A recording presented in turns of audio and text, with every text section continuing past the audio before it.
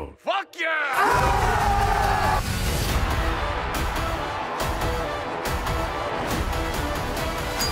Hai, welcome back to my channel. Kembali lagi bersama gue Dava Amrullah. Kali ini gue akan mereview film Babylon. Tapi untuk kalian sebelumnya yang belum subscribe channel ini, silahkan subscribe channel ini terlebih dahulu dan bagikan konten-konten yang ada di channel ini kepada teman-teman kalian agar teman-teman kalian senantiasa mendapatkan video-video yang menarik seputar film, seputar kuliner, seputar traveling yang ada di channel gue ini. Thank you so much.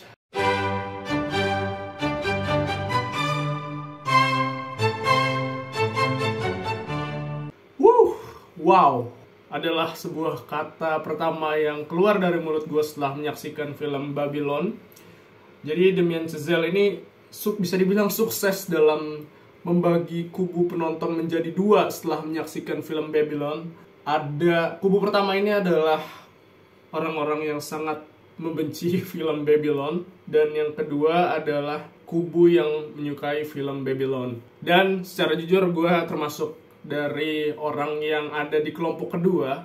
Jadi gue suka sama film Babylon walaupun tidak sesuka itu ya, tidak sesuka seperti pendahulunya yaitu La La Land dan juga Whiplash yang tayang di tahun 2016 dan juga 2014. Babylon sendiri merupakan sebuah film drama komedi dan juga sejarah ya, yang menceritakan tentang era emas Hollywood di tahun 1920 sampai 1930-an, yang pada saat itu atau di tahun-tahun tersebut tuh terdapat sebuah inovasi dan juga perkembangan teknologi yang sangat signifikan di industri film Hollywood, yaitu datangnya teknologi film suara gitu, yang sebelumnya film-film itu hanyalah sebuah film bisu gitu. Jadi ada sebuah perubahan lah, momentum perubahan transisi dari film bisu menjadi film bersuara yang terjadi di industri Hollywood pada era yang diceritakan di film Babylon. Film yang dinominasikan untuk 3 kategori Oscar ini dibintangi oleh Brad Pitt, terus ada Margot Robbie dan juga Diego Calva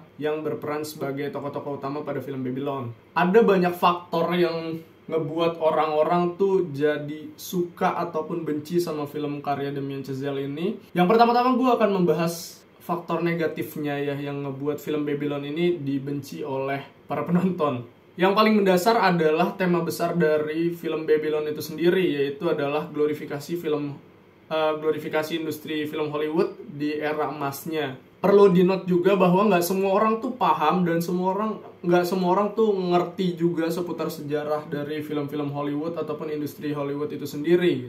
Ya emang film Babylon ini merupakan love letter sebenarnya dari sutradara Damien Chazelle untuk sinema, khususnya untuk industri film Hollywood itu sendiri. Namun seperti yang gue bahas di review sebelumnya ketika gue nge-review film The Fabelmans karya Steven Spielberg, tema-tema kayak gini tuh udah banyak diproduksi di beberapa tahun kebelakangan gini. Kayak sebut aja ada film Once Upon a Time in Hollywood karya Quentin Tarantino, terus ada film Mank karya David Fincher, dan juga ada film Hail Caesar karya Coen Brothers yang temanya tuh sama. Jadi untuk film yang mengangkat tentang tema-tema serupa tuh jadi ngebanjirin pasar Hollywood sendiri, dan juga menurut gue makin lama makin membosankan kalau terlalu sering ada produksi film yang mengangkat tema-tema kayak gini gitu. Yang kedua tuh durasinya sangat lama film ini. Film ini durasinya 3 jam 9 menit yang setara ya sama film-film kayak trilogi The Lord of the Rings dan juga The Godfathers. Bahkan nyamain film The Irishman juga yang durasinya 3 jam ke atas. Dan perlu diketahui itu tuh sebuah perjuangan untuk para penonton awam untuk menyaksikan film 3 jam dengan konsentrasi yang harus tetap fokus kepada layar, itu agak sulit ya. Dan juga terkait faktor sebelumnya, rasanya untuk durasi sepanjang ini tuh nggak perlu untuk film yang isinya cuma mengglorifikasi Hollywood secara berlebihan. Dan yang ketiga adalah kurangnya kekuatan dari plot film Babylon ini sendiri yang ngebuat cerita jadi berantakan dan ngalor ngidul di beberapa bagian film. Dan selanjutnya adalah untuk faktor positifnya, ini gue tulis secara personal ya. Ketika menyaksikan film Babylon ini sendiri, mungkin ada yang bisa terima dan juga ada yang bisa nolak pendapat dari gue. Begini, film Babylon adalah sebuah proyek yang ambisius dari Damien Chazelle yang mungkin akan sukses apabila dieksekusi secara lebih maksimal dan juga dirilis di waktu yang tepat. Sejak paruh awalnya ya, di 30 menit pertama tuh gue udah jatuh cinta banget sama film Babylon, yang dimana ya memperkenalkan satu persatu tokoh-tokoh yang terlibat di film ini melalui sequence pesta yang benar-benar liar, penuh tarian erotis, ketelanjangan, narkoba, minuman keras, adegan seks, yang itu semua merupakan gambaran sempurna bagi gue untuk menampilkan era besar Hollywood tersebut gitu. Wajah Hollywood tuh kayak gini gitu, yang penuh dengan keglamoran dan juga sisi gelap dunia malam yang ada di dalam industri tersebut pada eranya. Di sini kita dapat melihat tokoh-tokoh dengan background yang berbeda dan juga introduksinya yang beragam ya. Ada Nelly yang diperankan oleh Margot Robbie dan juga ada Diego Calva yang memerankan sosok Manny. Keduanya ini merupakan sosok pemuda-pemudi dengan latar belakang kelas ekonomi yang rendah yang memiliki mimpi untuk masuk dan sukses di industri perfilman. Lalu ada Jack Conrad yang diperankan oleh Brad Pitt, seorang aktor terkenal yang digandrungi banyak wanita, dan juga ada Sydney Palmer yang diperankan oleh Jovan Endepo, yaitu seorang pemain trompet jazz yang merupakan African American ya, yang berkulit hitam. Lalu ada juga sosok Lady Feizu yang diperankan oleh Lee Jun Lee, yaitu seorang penyanyi kabaret lesbian yang sensasional lah. Setelah 30 menit sequence pesta tersebut, penonton tuh akan menyaksikan sebuah kisah kesuksesan dan juga kejatuhan dari tokoh-tokoh yang ada di introduksi di 30 menit pertama gitu. Walaupun dengan porsi nggak seimbang ya, porsinya tuh lebih banyak menyoroti sosok Nelly dan juga Manny yang merintis masuk ke industri film Hollywood, dan banyak kegilaan-kegilaan yang terjadi di industri film Hollywood itu sendiri pada saat Nelly dan Manny merintis karir di dunia perfilman. Di film Babylon ini banyak banget adegan-adegan yang memperlihatkan proses dari pembuatan sebuah film ya, mulai dari developing, script writing, terus ada sampai ke proses syutingnya yang sangat berbeda gitu kan, tiap syutingan, terus ada proses editing, dan yang dilakukan tuh masih sangat jadul gitu, dimana kita masih bisa melihat proses film ini menggunakan celluloid yang ya prosesnya akan kita lihat di film Babylon.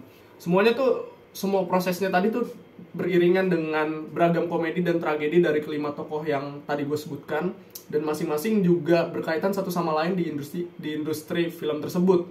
Dan di film Babylon kita juga dapat melihat betapa sulitnya baik filmmaker ataupun aktor dalam beradaptasi ya, ketika teknologi suara itu masuk ke industri film gitu. Dan itu menyulitkan banget ketika diterapkan dalam proses syutingnya film yang tadinya tidak pakai suara, sekarang harus ada metode perekaman suara. Lalu ada masuknya politik, rasisme, dan keterlibatan masyarakat dalam menjudge moral orang-orang yang ada di dunia film. Itu ngebuat mereka mau nggak mau tuh harus memiliki batasan-batasan yang harus dijaga oleh mereka agar bisa tetap berada pada spotlight dan tetap ngejual di pasarnya. Di sini Margot Robbie tuh telah membuat gue jatuh cinta, karena dia berhasil membawakan karakter Nelly dengan sangat energik, flamboyan, dan penuh dengan kegilaan. Sosoknya yang selalu mencuri perhatian ini merupakan salah satu faktor ya yang ngebuat Babylon ini masih menarik untuk disaksikan di tengah kacaunya film ini. Dan Diego Calva beserta Brad Pitt juga punya daya tarik masing-masing ya dalam transformasi karakternya, yang kita bisa lihat di awal dan di akhir, walaupun nggak sekuat dari Margot Robbie sendiri. Babylon juga banyak menampilkan aktor dan aktris yang memiliki peran minor pada film ini, seperti Olivia Wilde, Tobey Maguire, Samara Weaving, dan juga Catherine Waterston. Dan ditinjau dari segi teknis, proses syuting yang menggunakan kamera film ini nih ngebuat tampilan Babylon ini terkesan jadul dan juga indah gitu, karena warnanya ya, warna dari kamera yang pakai celluloid itu beda banget. Menurut gue lebih keluar lah, dan juga grainnya ini khas banget yang gue suka sama film-film yang menggunakan teknik pengambilan gambar seperti itu ketimbang menggunakan kamera digital. Apalagi Babylon sendiri ngangkat kisah tentang pembuatan film kan yang terjadi di masa lalu, dan beruntung banget Chazelle sama Linus Sandgren yang duduk di kursi sinematografer akhirnya tuh memutuskan untuk syuting dengan metode pengambilan gambar kamera film ini.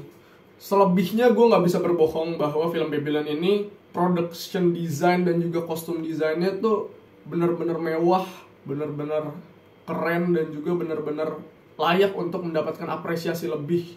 Film dengan tampilan serupa tuh bisa gua inget tuh film The Great Gatsby yang tayang 10 tahun lalu tuh kayak gini mewahnya. Dengan banyaknya adegan-adegan pesta, syuting film kolosal, dan juga lingkungan California yang ada di era 1920-an. Production design dan juga kostum desain ini akhirnya berhasil ngebawa penonton untuk ngelihat hingar-bingar dari dunia hiburan dan juga tampilan Amerika pada masa itu. Dan yang paling bombastis di film Babylon ini adalah suara ya, khususnya musik. Dan ini juga merupakan faktor positif terakhir mungkin yang akan gue ulas, yaitu musik yang dibawakan oleh sosok Justin Hurwitz, yang sedari awal kita tuh bisa denger dan penonton akan dimanjakan oleh berbagai instrumen musik jazz yang banyak banget didominasi oleh trompet ya, karena dibawakan oleh karakter Sydney. Dan musik-musik tersebut itu memanjakan indera pendengaran kita seluruhnya gitu, kayak kita merasa terpuaskan gitu dengan musik-musik yang megah lah menurut gue sepanjang film Babylon, yang menambah lengkap suasana kemeriahan serta mood ceria ataupun nostalgia yang ingin dihadirkan pada film Babylon ini. Oh iya, satu lagi hal negatif yang harus gue sebutkan di film Babylon ini adalah dari segi editing ya, dimana pada transisi-transisi antar sequence ini rasanya sangat kaku dan juga jumping banget gitu. Dan ini ngebuat gue gak nyaman sebagai penonton ketika nonton film Babylon, karena perpindahan scene ini juga sangat kontras dari segi audio maupun visual gitu. Jadi lagi tiba-tiba kenceng, party, terus tiba-tiba langsung sunyi gitu, kayak nggak nyaman aja gitu transisinya gitu. Kesimpulannya tuh film Babylon merupakan sebuah proyek ambisius dari Damien Chazelle yang mengangkat kisah tentang ambisi, cita-cita, perjuangan cinta, kegilaan, dan kejatuhan manusia-manusia yang ada dan hidup di era emas Hollywood, dengan ending yang menjadi salah satu ending atau penutup film yang menjadi favorit gue ya. Menurut gue salah satu film ya dengan ending paling baik yang pernah gue tonton. Ya walaupun dengan segala aspek-aspek audiovisual yang megah yang ingin ditampilkan, namun tetap aja nggak berhasil memaksimalkan segala potensi yang ada di film, sehingga film Babylon ini nggak se-powerful dari film-film pendahulunya yang pernah digarap oleh Damien Chazelle. Thank you so much sudah menyaksikan review film Babylon. Jangan lupa subscribe channel gue bagi kalian yang belum subscribe. Don't forget to follow me on social media. Jangan lupa saksikan review lainnya. Share juga kepada teman-teman kalian. Thank you so much. Sampai jumpa di review-review selanjutnya, and bye-bye.